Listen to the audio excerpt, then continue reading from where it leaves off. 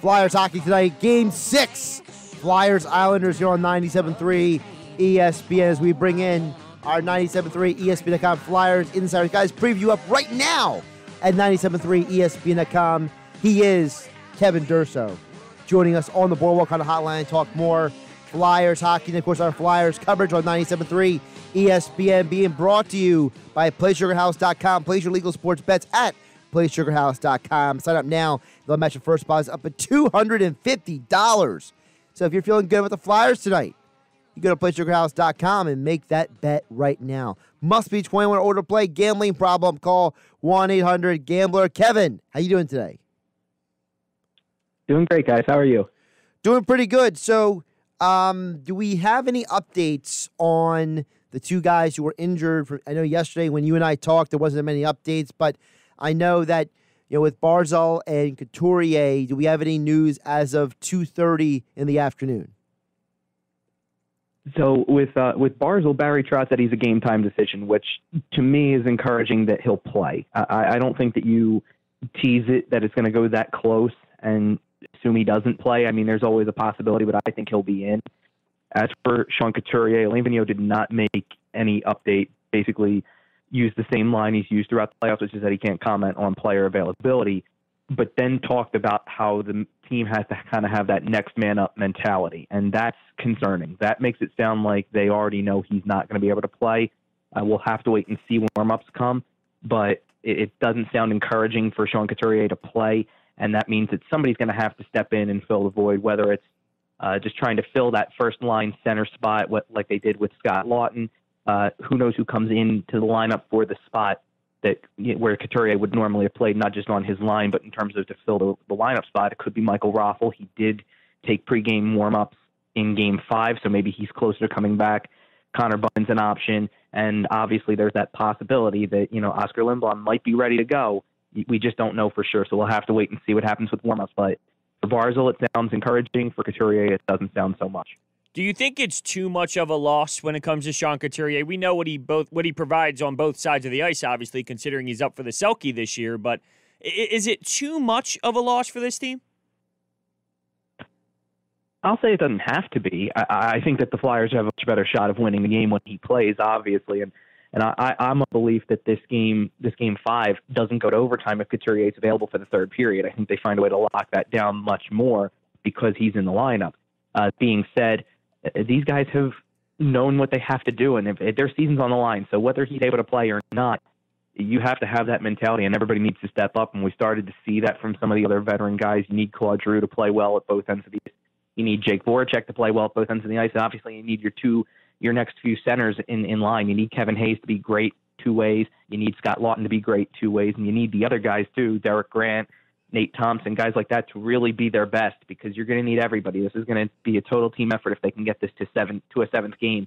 And whether Couturier plays or not, you need everybody to be on top of their game. So there's a way they can survive without him, because they've proven that they were able to before. Obviously, it certainly did feel encouraging when they lost that 2-goal lead late in the third period, and now you have to play overtime, and your best forwards in the locker room is not able to play.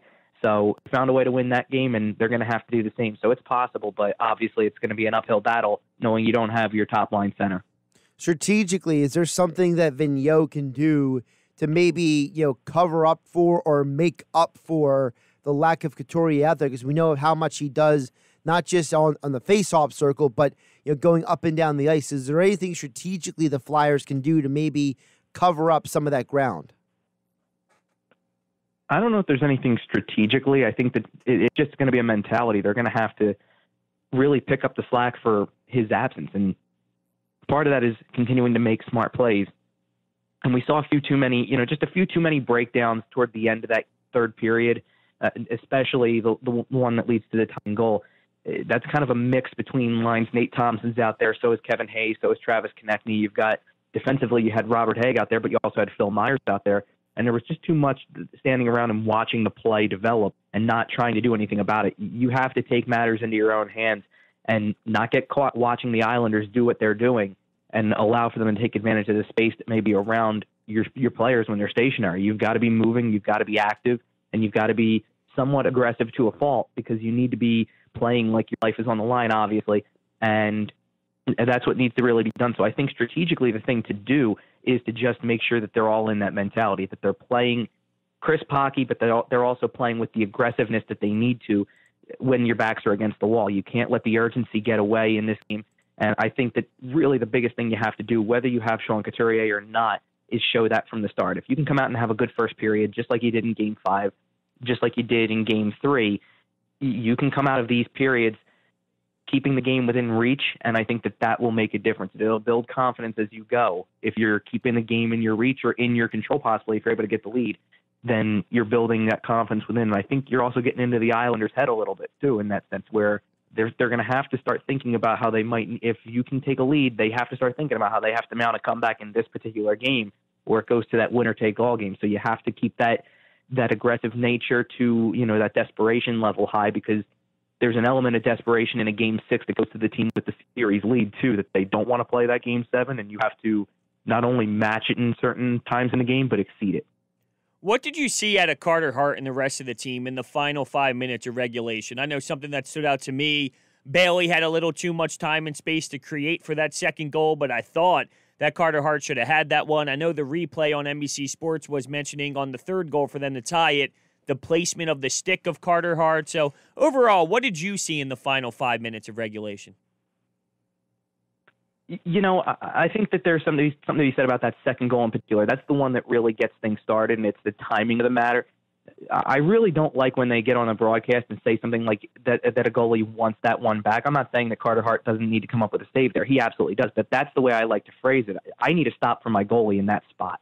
It's a tough shot. It's a quick release, and Brock Nelson's a goal scorer, no question about it. But you need a save in that spot, especially with 4 minutes and 14 seconds left. There was more than enough time left at that point in time, and it didn't take them long at all. You kind of had the Flyers back on your heels after that. In that sense, they were back on their heels and kind of waiting for that next wave to come, and they didn't take matters back in their own hands. They didn't even give the Islanders a chance to get the goalie out of the net to get that extra attacker on to find a way to tie the game. They just brought it the next shift and came right back, and it took 93 seconds and the game was tied. You can't play like that and feel like it's slipping away from you, especially in a situation like that. That's the Islanders' fourth line out there, and they go into watching mode. And it's one of the more frustrating things that happens when you just stand there and you're watching the play. You're getting mesmerized by a guy like Cal Clutterbuck, who's a fourth liner who knows how to grind out a shift, no question about it. Yeah, real quick, Kevin, it kind of relates to what I wanted to follow up with Nate Thompson. I mean, he did grab like 17 minutes of playing time. He was out there late. Do you sense that, I don't know, that there's maybe too much playing time for Nate Thompson out there, especially in a situation like that?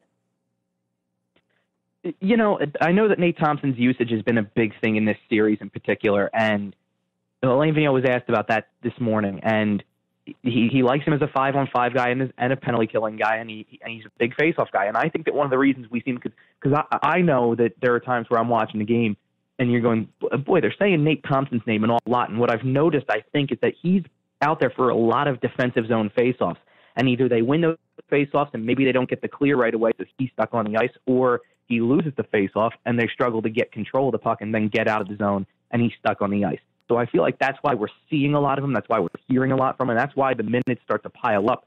I don't think he's the type of guy you want to see getting 14 minutes a night, though. He plays the fourth line for a reason, and that's why it's so frustrating. And sure, the face-offs are one thing, but you need to make good decisions with the puck following that, too, and you need to be able to be more of a physical grinder player in that role. And, unfortunately, when you put him out there and, Cal Clutterbuck just outmuscles him on that play and gets some positioning, gets some space, is able to create, and everybody gets caught watching. And there goes Derek Brassard just kind of sneakily behind the net. No one seems to notice. He comes out the other side. You get the puck in front, and there's a goal. So you have to be harder on the puck in those situations, and everybody needs to. It's not just the guys at the top. It's the guys who can sometimes really make or break a game in the bottom six. Kevin Durso joining us here on the Boardwalk Kind of Hotline on 97.3 ESPN. Follow him on Twitter at Kevin_Durso for all your Flyers and NHL coverage. Game 6 tonight here on 97.3 ESPN. Coverage begins at 7 p.m. Tim Saunders, Steve Coates on the call. Kevin, going into this game also tonight, I have to wonder in what way can the Flyers carry over what they did in Game 5? Because as you and I talked about yesterday, I was very impressed with the play of Voracek and Giroux and JVR and Niskanen. Can those veterans and the other veterans pick up where they left off? Is that actually something that is doable coming into this Game 6? I think it's doable, and it has to be doable. I think that they have to. That's what they're going to need, quite honestly.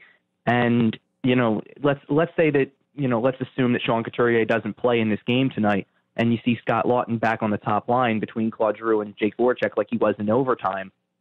There was some good chemistry between that line early when they had to go to it, and they did capitalize in overtime. That's motivating too. That can build some momentum for you as well. We talked yesterday about how Jake Voracek had a really strong game without contributing a point. Claude Giroux had a huge game at the biggest time. When you needed him to step up the most, he had his game of the playoffs.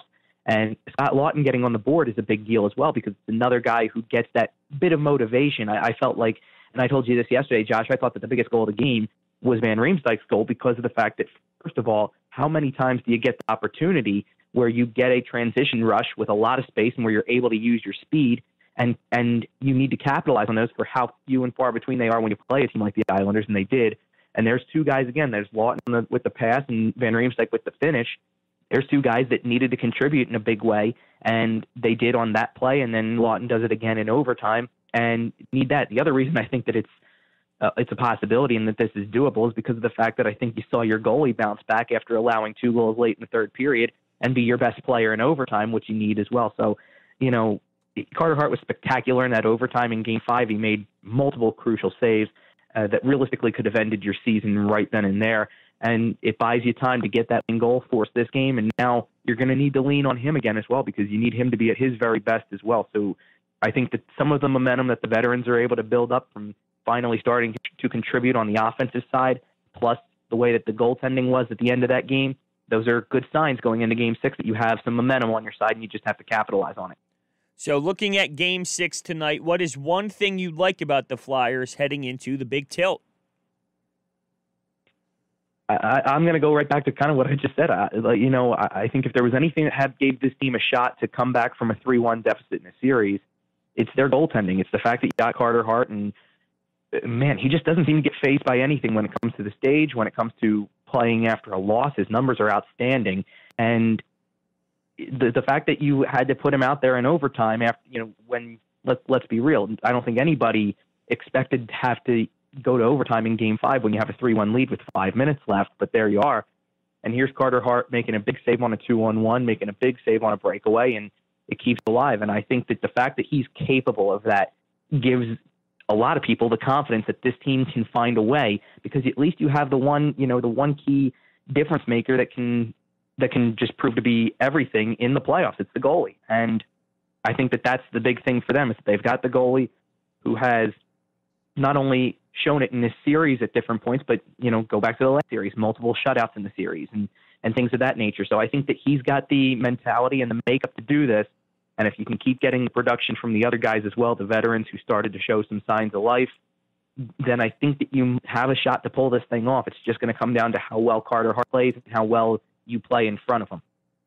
For more on the Flyers, go to 973ESPN.com. Check out Kevin Durso's article previewing Game 6. Also follow Kevin on Twitter at Kevin_Durso for all your Flyers coverage throughout not just this playoff run, but all year long. As all guests, Kevin Durso joined us on the Boardwalk Honda Hotline. Kevin, appreciate the time, and hopefully we'll be talking to you about a Flyers win tomorrow. Sounds great, guys. Thanks for having me.